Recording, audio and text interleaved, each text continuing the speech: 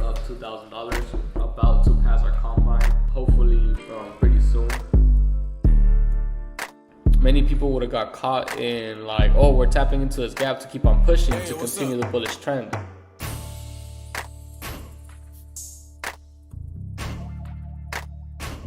What does that mean? It means that I've made more mistakes. I've learned from my mistakes. So whatever I tell you guys is my experiences, right? You guys really gotta understand that it's not just about the money. You gotta focus on not losing the money, but also focus on everything around it, right? Alright, so today's video is gonna be a little bit different. I'm about to play some basketball. I haven't played in a minute. And yeah, just because on the weekends I don't really have nothing else to do. If I'm not trading, I don't really have nothing else to do, right? And the thing is, last time I actually played basketball was, I want to say 4 months ago. So I want to really see how bad is the damage I've done. Bro, I bought these shoes, clean ass shoes. I love my Mellows. I bought these shoes 5 months ago, haven't used them, and it hurts my soul to play outside with them, but fuck it, I guess. But the reason why I wanted to record today out here is because this is where I started my first video, right? I came out here, shot some hoops.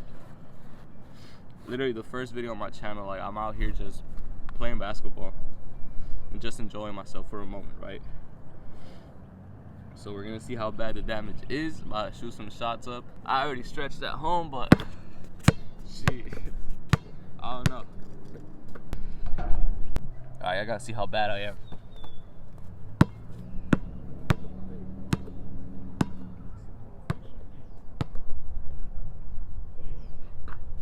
Oh, first shot. Hey, second shot. Ooh. So far, so good. 1 for 2. Feel kind of stiff. Feel kind of stiff when I'm fucking shooting and driving in, but. Oh yeah.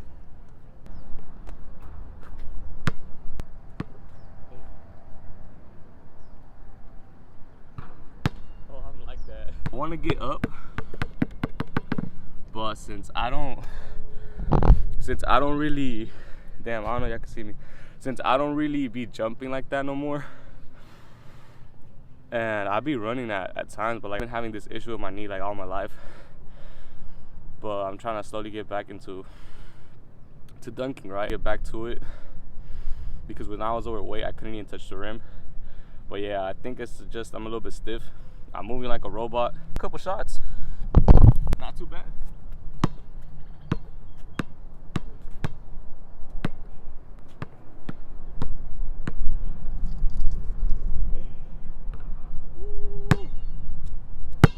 Keep in mind, it's windy too. Hey, I really just gotta get the footwork right. As soon as I take off my second step with my left foot, I'm good. Oh yeah, give me 3. Yes sir. Hey. Hey. Yes sir. Give me 3. Hey. See, I'm very good when it comes to basketball and to all these things, to like understand that what's fucking with me right now is my footwork. But one thing I wanted to use as an analogy for trading is when it comes to basketball, right? You know, when it's just you and the rim and you about to go up for a layup, nobody behind you.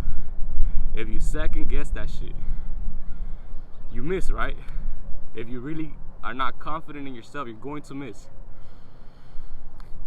Especially with trading, like if you're not confident, just like I've been unconfident in the first week.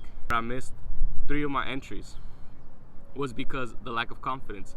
I see the setup, I see everything, right? You just gotta trust in yourself. Don't overthink it. I don't want to make this video too long of me just hooping, but yeah, I'm about to finish my little workout. Bro, it's crazy that I haven't hooped in a minute. I still keep half my handles, not in a string like I used to, but like, it's fucking crazy that I'm a fucking athlete, bro. That's one thing I want you to know. Like, I'm an athlete at heart.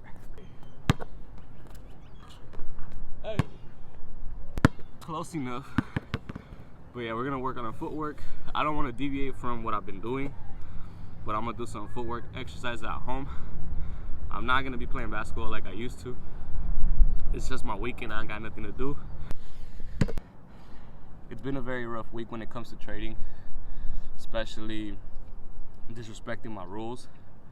But I just really need to clear my mind, right? And basketball helps me a lot.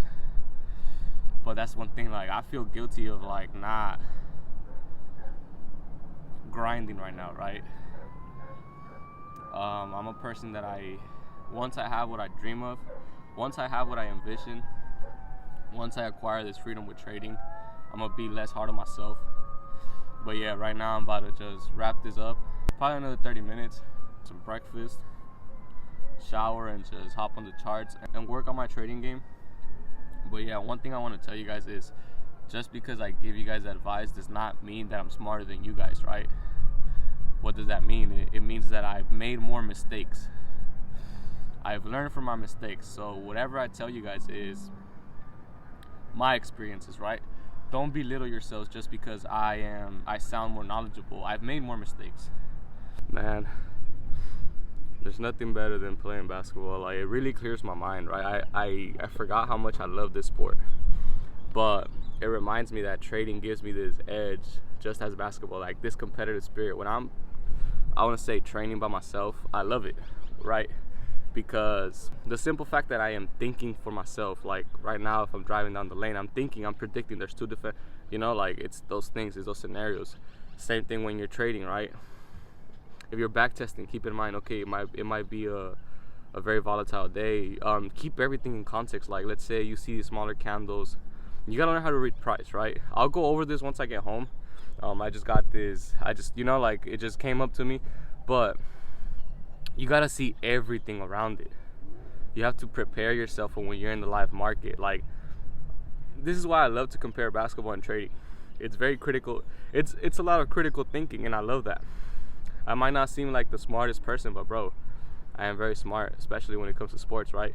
But critical thinking is part of the whole game.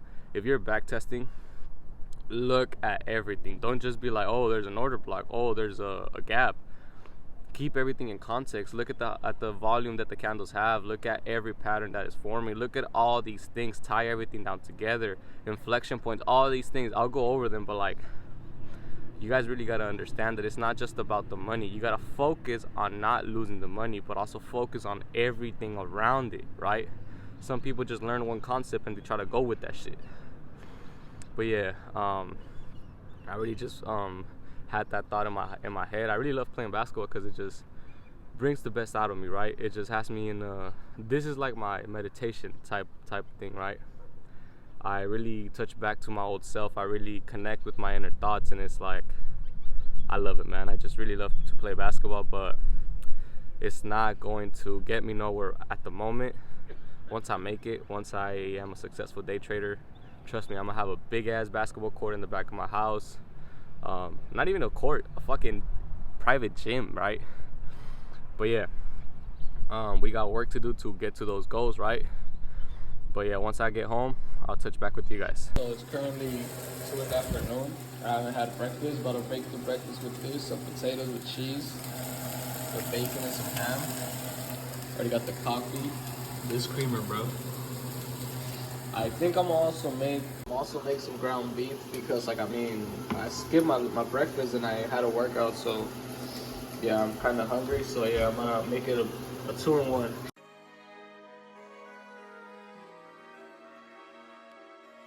I did give myself a haircut.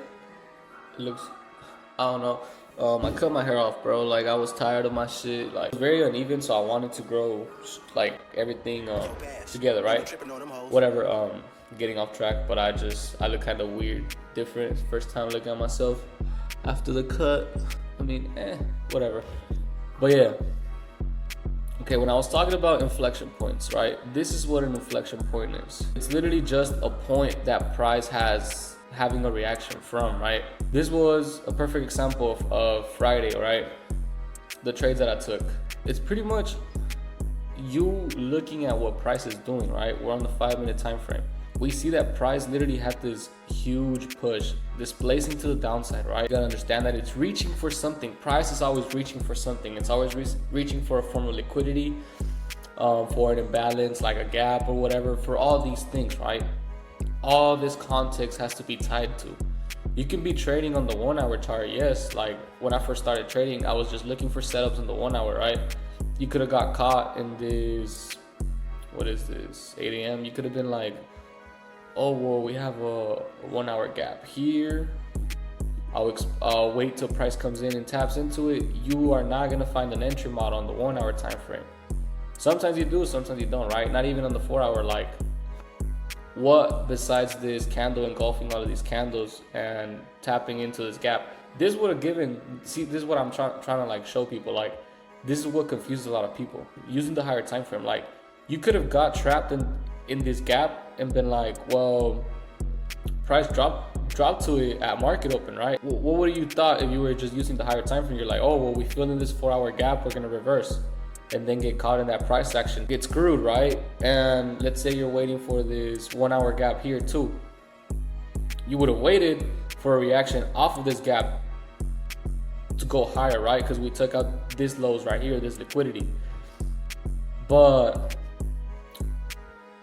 sometimes getting caught in those things is complete bullshit if it's not that close to price, right? Because what did we do here? We swept this liquidity. We just obliterated these levels right here, right? We swept London. Yeah, we swept, I want to say, London's lows from Thursday, from the previous days, and the New York session lows as well, right? We swept previous days liquidity. We tapped into this 1-hour gap, yes, but we ended up inverting it. Many people would have got caught in like, oh, we're tapping into this gap to keep on pushing to continue the bullish trend. Like, there's more context to everything. That's why some people get lost in the gaps. Like I said, you have this 1-hour gap right here, right? You could have been stuck here waiting for price to come back into it to have a reaction lower. Don't get me wrong, sometimes the gaps work perfectly, right? There are perfect entry models. Like here, we tapped into this area. But like you guys can see here, we inverted this gap as well, and we ended up reversing. We inverted the gap, and then we just respected it. You know, like order blocks, all these things. Yes, like I get it. Also right here, it could be a breaker block or an order block. This down close candle. Beginner traders get confused with this because they'll be like, oh, well, this is a fair value gap. We're gonna reverse off of it because we're bullish or whatever, right?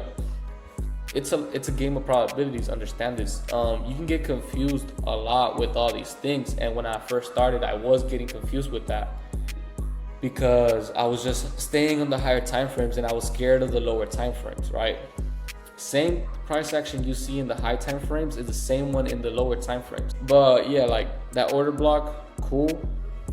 That's an example of like about those confluences working on a higher time frame. Right, we have the order block, and what happened? It was paired with the fair value gap. We tapped into the order block. We did close above the gap, but we tapped into the order block and we just reversed. Like that could have been some context to it, right? But now going into why I took my entry, I was bullish, right? I was very bullish, and we had the news, so I wanted us to sweep out these highs and then just have a little reaction and come up, keep on pushing higher. But during the news, we took out these highs, right? It was very volatile. We took out these highs and immediately showed a lot of volume to the downside. But me thinking, we've been on a bullish trend for the last 2 weeks, right? We're trying to rebalance all these inefficiencies. And me knowing this, I wanted to see some bullish reaction. And that's where on the lower time frame I took some profits, right? Like I said, I think I took my profits at around this time right here. I took a lot of trades that day, But yeah, what time? 8:22, 8:19, 8:16, right? Yeah, right here. There's a little bit of price action right here, right? So as soon as, like I said, going back to inflection levels, I knew we've had reactions off of these levels, right? We bounced back, and since my bias was still bullish because I tied everything else together, it might confuse some people, but like if it makes sense for you, bro, this is what's making sense for me, and this is opening my eyes, having a different perspective. But because when I first started, all I wanted to do was correlate these three. I would use the daily, the 4 hour, and the 1 hour. I would have not stepped into these, maybe the 15, but like I would get so lost because price moved quick as fuck. Now I could see the 5 minute like easily, right? But since I saw that, and I was bullish, and the news pretty much tend to do this, like just go crazy. I decided to take an entry as soon as we bounce off those levels, and I mean, you guys can see like it was a good move from 719, a 60, yeah, like a 60-point move, right? That's perfect for my entries. And then I saw that we had formed a 1 hour gap. So if we had the possibility to like push forcefully after the news, buyers came in at a discount, I was like, you know what? We're going to invert this gap and we're just gonna keep on pushing higher, right? But like I said, I had a good entry at these lows down here before even, because I think I was done by like, well, 822, yeah. So yeah, I was in this range right here. Going back to everything that I said, like tying everything down together, the volume of the candles, all these things, right? And you guys can see here, like I saw this candle tap into this. I looked to the left. I saw that there was areas of interest where there's liquidity, where it rests at, right? We took out this liquidity, We might be exponentially waiting for a breakout to the upside or to retest this gap. So I saw the next candle, the next 5-minute candle opening up bullish. And I was like, you know what? I'm gonna take my chances, a little bit quick profits, and ended up the day, literally I had some good trades, a $645 trade. These I got stopped at break even because I didn't even have a good entry model. I was just in it quick. But yeah, like that's pretty much what I really wanted to show you guys. Like those levels, respect everything with context. Just because you see a gap, just because you just learned this concept, doesn't guarantee success, right? I'm gonna switch to my phone because I probably look crazy. Like I feel like if I would have known this when I was a beginner, like this would have helped me way even more refine my strategies and backtest. Because these were the mistakes that I was making, right? I was only looking at the higher time frame. I was not even paying attention to the lower time frames, and I was just like blinded into looking for gaps, looking for inverted gaps, false breaks, and all these things. There's more to it, right? You gotta become very observant. You gotta see all these things around the chart. It's not that hard. You guys have seen how much money I've made in the past week, right? Literally, we're up $2,000, about to pass our combine, hopefully pretty soon. All we need is less than $800, right? Which is doable throughout the whole week. We're going to manage our risk. A simple change in perspective can really help you. Yes, it's very confusing. Trust me, I'm not gonna sit here and say that it's easy. It's not. You can get lost in the lower time frames. You can get lost in the higher time frames as well. Just looking for those confluences that you already think like, oh well, a gap is here and there. Yeah, you can go. We can go back to 30, 40 different gaps and all these things on the higher time frame, and eventually, yeah, it works because you got to use a higher time frame and the lower time frame as with context, right? Time is fractal. A 1 hour graph showing a gap is going to help. If you go to a lower time frame and you find an entry model, you might find a smaller version of that gap. When we're tapping into it on the 1 hour, you could see it on the 5-minute, right? That's pretty much what I got for you guys today. Tomorrow we're going to pretty much go over the whole account, my whole combine, and I'll just show you guys that. Right now I got a lot of things that I gotta work on off camera. That's why it's been a very short clip. Like I saw, I had my lunch very late. I've been doing a lot of stuff off camera. I did wake up early, don't get me wrong, but there's things that have my attention more right now than anything that I really gotta work on to pretty much help me change my life the quicker I can, to really pretty much help me just elevate my whole thing, right? But yeah, that'll be it for today's video. I hope you guys enjoyed it. I'll see you guys on the next one.